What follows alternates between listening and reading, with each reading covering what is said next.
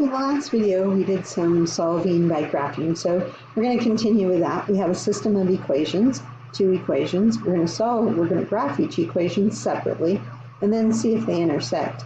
So we'll start with this one. So the slope is negative, it's in slope-intercept form, so we might as well use it. Slope is negative 1/4, and the y-intercept is at 0, 2.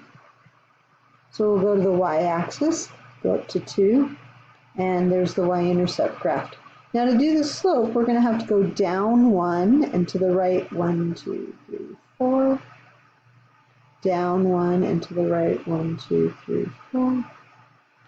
Or if you want to get fancy, you can make the slope 1 over negative 4 and rise up 1 and go back to the left 1, 2, 3, 4 if you wanted to go in that direction as well. Okay, so here's the line. And that would be the first equation right here. So that matches to, that line matches to that equation. All right, now we'll go to the second equation. This is not in slope-intercept form. We could put it in slope-intercept form, or we could do the intercept method. It's kind of set up for the intercept method. If you plug in 0 for x, you would get negative 2 for y. Now, I didn't show this on the last time I did this, but what you're doing is you're putting in a 0 for x, and then you're solving for y. But because it's a 0, it makes things a little bit easier, and so you can see that the y is negative 2. Okay, then we're plugging in 0 for y, and that's going to give us a negative 8. And then I usually pick like an x value for my third point halfway in between. So I'll say negative 4 for x. And I'm going to have to write this out, so I'm going to go over here to the right and put in a negative 4 for x. And we'll see what we get. So if I add 4 to both sides, that's going to give me 4y equals negative 4. And if I divide both sides by 4, I get y equals negative 1. So that gives me a third point, and then I feel better about my graphing. Let's see if everything lines up. 0, negative 2 is going to be down here. Negative 8, 0, which is going to be way over here. And then negative 4, 1, 2, 3, 4, negative 1, right there. And so I get a line, kind of like that. Now, they're not very straight. I have a sneaking suspicion these are parallel lines. So now I'm going to go ahead and do what maybe some of you wanted to do at the beginning. Let me take that equation, x plus 4y equals negative 8, and put it in slope-intercept form. So 4y equals negative x minus 8. And if I divide by 4, I get, kind of running out of room here, y equals negative 1/4 x minus 2. Now, compare, I should have done it in green. Compare this equation, right there, the green one, with that equation, the other top equation. You see the slopes are the same, but the y-intercepts are not the same. But because the slopes are the same, these are parallel lines.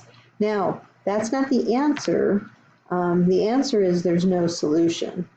So you can either write no solution, or you can write the empty set. So it just depends on preference and how the textbook wants it. But okay, so it turned out they were parallel lines. So I guess it's helpful to always put it in slope-intercept form. It'll help you know if that's the case. So let's try that on the next one. So we'll go ahead and start with the top equation. It says to solve by graphing, so let's graph it. The slope is negative 3. And the y-intercept is at 0, negative 6. So 0, negative 1, 2, 3, 4, 5, 6. And then my slope is negative 3. So down 3 and over 1, or up 3 and back 1, and get a pretty steep line like that. Now I'm not going to fool around like I did on the last one with the intercept method. Even though this is set up for the intercept method, let's see if those slopes are the same. So take this 6x to the other side. That's going to make it negative. You're subtracting 6x. That's fine. Then let's divide everything by 2. Divide each term by 2. and you get y equals negative 3x minus 6. Oh, okay. So when we did that, when we got it in slope-intercept form, now I'm comparing this equation, I'm comparing it with the top equation. And what do you notice about those two equations? They're the same. So these are the same equation. Now, what do they want for the solution? So if I were to graph it, I'm graphing right on top of my previous graph. They're the same line. So there's an infinite number of solutions. I believe in WebAssign that's what they have you write, infinite number of solutions.